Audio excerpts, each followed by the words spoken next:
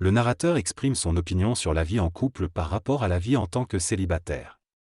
Au début, il pensait que la vie en tant que célibataire était préférable pour se trouver soi-même, mais il réalise maintenant que la vie en couple va plus vite.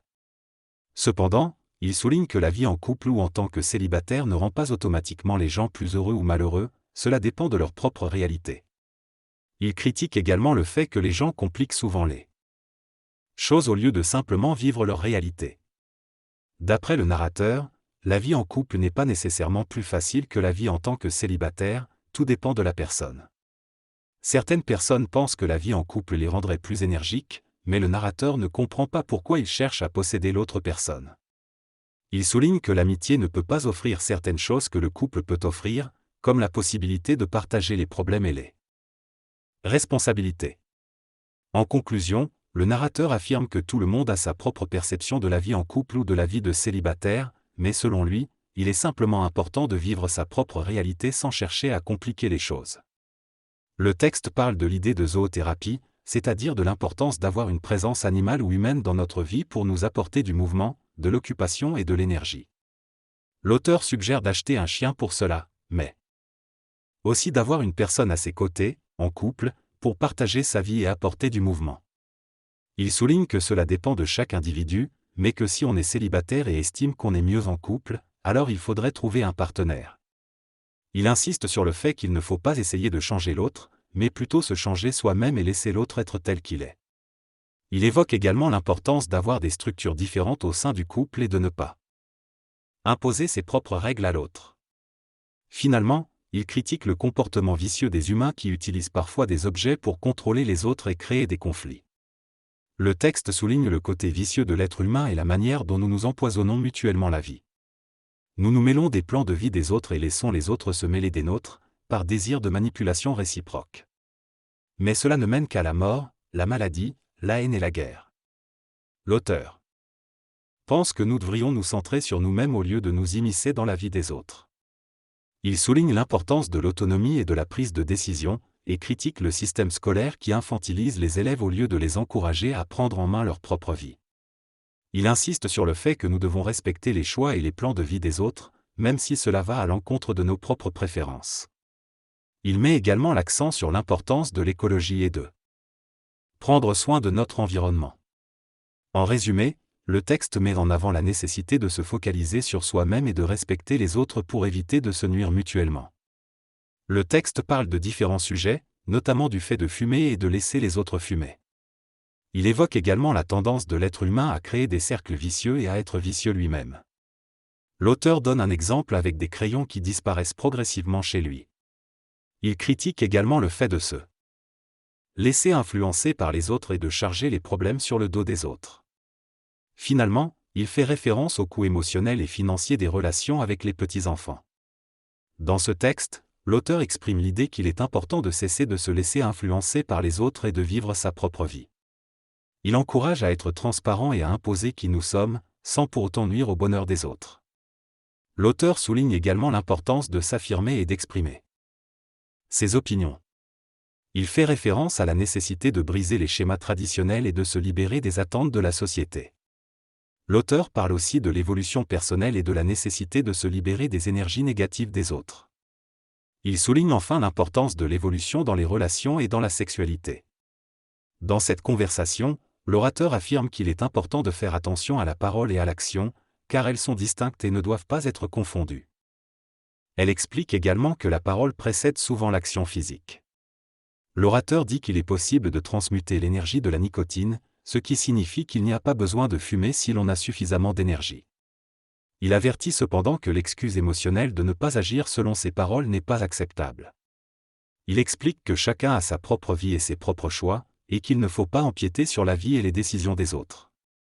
Il souligne l'importance de respecter l'espace vital de chacun et de ne pas essayer de manipuler les autres ou de les faire comprendre de force. L'orateur mentionne également l'importance de ne pas s'empoisonner physiquement, émotionnellement et mentalement, car cela peut être la cause du vieillissement. Enfin, la personne pose une question sur ce qui s'est passé pour que le monde reparte à zéro à un certain moment de l'histoire, mais l'orateur indique que cela nécessite une réponse longue et complexe. Il suggère de garder cette question pour une prochaine conférence. En l'an-1, il n'y a pas eu d'an 0. Le calendrier est passé directement de l'an 1 avant Jésus-Christ à l'an 1 après Jésus-Christ. Cela a été décidé pour commencer une nouvelle ère à partir de la naissance de Jésus.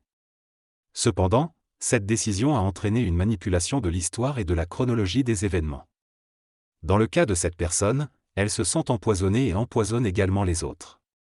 Elle éprouve de la culpabilité et s'en épuiser. Pour clarifier la situation, il est recommandé d'écouter les 2 premières parties d'une conférence et de prendre des notes sur ce qui ne va pas. Il est important de travailler sur ces problèmes pour se libérer. Quant à la question des exercices énergétiques, cela dépend de l'intention de la personne. Si elle les fait dans le but de se sentir méritante et de mériter quelque chose, alors cela peut être considéré comme méritoire. Mais si elle les fait simplement pour se maintenir en forme sans chercher à être récompensée, ce n'est pas méritoire dans le sens philosophique. Cela relève davantage d'une mécanique physique. Dans ce texte, l'auteur aborde plusieurs sujets et pose différentes questions. Il exprime d'abord son besoin de guérison physique et souligne le lien entre l'humilité et la possibilité d'être guéri par Dieu. Ensuite, il se demande pourquoi il ressent de l'animosité envers les personnes avec qui il parle et évoque la notion de transparence. Il explique également que certaines personnes jouent la transparence de manière hypocrite et développent l'idée que l'animosité peut résulter de cette perception. L'auteur mentionne ensuite la mort de sa sœur, survenue lorsque sa fille de 2 ans et demi l'a mordu, et évoque l'idée que cette mort était destinée à faire réagir ses parents. Il indique qu'il y a une solution pour résoudre cette situation, mais qu'il ne peut pas l'expliquer clairement à cause du manque de compréhension et de centrage chez certaines personnes. Finalement, l'auteur mentionne avoir fumé du vache plus joli, probablement une faute de frappe, ce qui lui a donné une sensation de prise de conscience des plans invisibles, mais il précise qu'il ne s'agit pas de lui et qu'il demande si c'était de la drogue. La personne explique lors d'une conférence que la drogue permet d'avoir une perception différente de la réalité, mais que cela ne mène pas à une véritable transformation intérieure. Elle compare la prise de drogue à regarder à travers une fenêtre, où l'on peut observer des expériences mais sans réellement les vivre. Elle souligne également les dangers de l'alcool et des autres drogues, qui peuvent amener à des niveaux de conscience altérés mais ne permettent pas d'atteindre un état de samadhi suprême. Elle encourage plutôt à se conscientiser et à évoluer de manière plus lente et naturelle. La drogue n'amène pas réellement de stimulation, mais crée seulement une illusion de conscience. Elle peut conduire à la dépendance et à la perte de sens de la réalité. Prendre de la drogue peut entraîner des conséquences négatives, telles que se retrouver dans des situations dangereuses. Les drogues ne devraient donc pas être utilisées fréquemment. L'auteur parle ensuite d'une douleur au bas du dos qu'il ressent lorsqu'il est confronté à des conflits égoïstes internes. Il est partagé entre nourrir son ego en investissant dans la psychologie ou soulager son corps physique qui souffre. Il mentionne également qu'il faut faire attention à ne pas confondre une digestion égoïque intense avec une simple tendance à s'imaginer ou philosopher. Il explique que les douleurs au bas du dos peuvent être une manifestation de la fuite de l'ego et qu'elles peuvent réduire notre énergie de conscientisation. Il souligne l'importance d'une alimentation équilibrée sur tous les plans, astral, vital, mental et physique, pour résoudre les problèmes humains. Il affirme également que se créer des ennemis peut être bénéfique pour la survie car cela permet d'avoir de l'énergie et de la force pour avancer.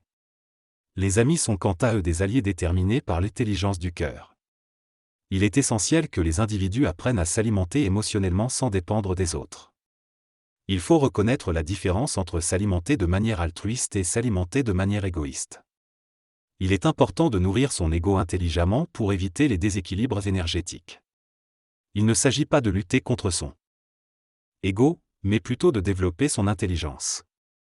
La question sur les couloirs spatio-temporels et le transport instantané n'a pas de sens car il n'existe pas de tels couloirs et les êtres supra-transportés n'existent pas non plus. Il est impossible de rester coincé dans un couloir spatio-temporel. L'espoir est considéré comme la pire des farces, car il ne mène à rien. Il ne faut pas espérer que les choses s'arrangent, mais plutôt agir pour les améliorer.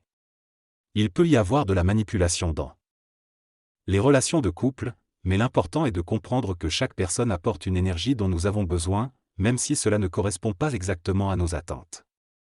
Enfin, il est souligné que toutes les femmes peuvent vivre avec n'importe qui, il suffit de trouver la bonne harmonie entre les individus.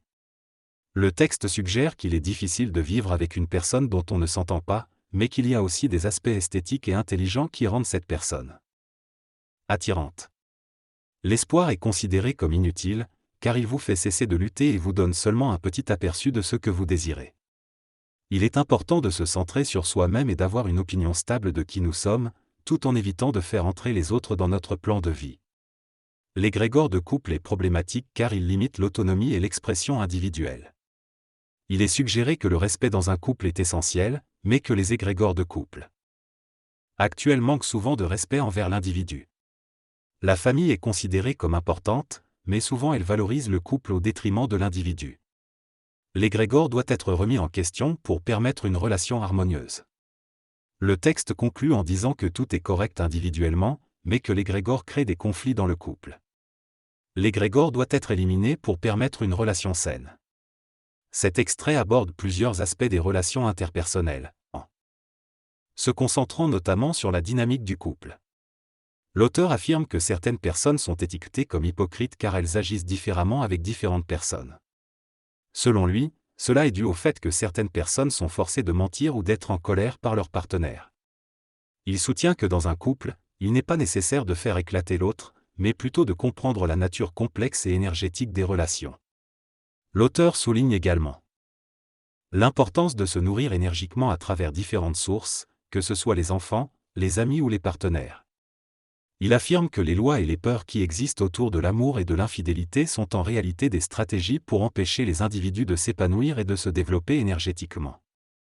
L'auteur propose même de présenter une autre personne à son conjoint si celui-ci a des besoins sexuels différents afin de résoudre le problème. En conclusion, l'auteur soutient que les relations humaines sont complexes et que les individualités doivent être respectées pour permettre à chaque personne de s'épanouir pleinement dans ses relations. Les maladies vénériennes sont considérées comme des maladies karmiques, liées aux actions passées. Elles sont également perçues comme un moyen de limiter l'humanité. Les religions et la psychologie sont présentées comme les deux grandes plaies de la conscientisation, engendrant un déséquilibre chez les individus. L'occultisme est également accusé de contribuer à ce déséquilibre en cherchant à expliquer les traumatismes et les problèmes de chacun. L'auteur souligne que la société actuelle est basée sur des limitations et des normes qui maintiennent l'auto-souffrance humaine. Il remet en question l'utilité des règlements et des interdits, affirmant que des individus moralement justes n'ont pas besoin de règles pour se comporter correctement. On parle ici d'une situation où une personne ne couche pas avec quelqu'un car elle n'en ressent pas le besoin. Cette situation est considérée comme faisant partie de la nouvelle ère où chacun est libre de faire ce qu'il lui plaît sans avoir besoin de loi pour le dicter. Cela est comparé au fait de pouvoir manger n'importe quoi, mais de ne pas le faire car on sait que certaines choses peuvent nous empoisonner. Il est souligné que dans cette nouvelle ère, il n'y a pas besoin de loi pour agir de manière responsable. Ensuite, la discussion porte sur un canal qui doit être débloqué en 1992, mais la personne ne précise pas de quel canal il s'agit ni s'il faut se défaire de tous les liens karmiques pour le faire. Finalement, la personne conclut en souhaitant un joyeux Noël et en annonçant son départ.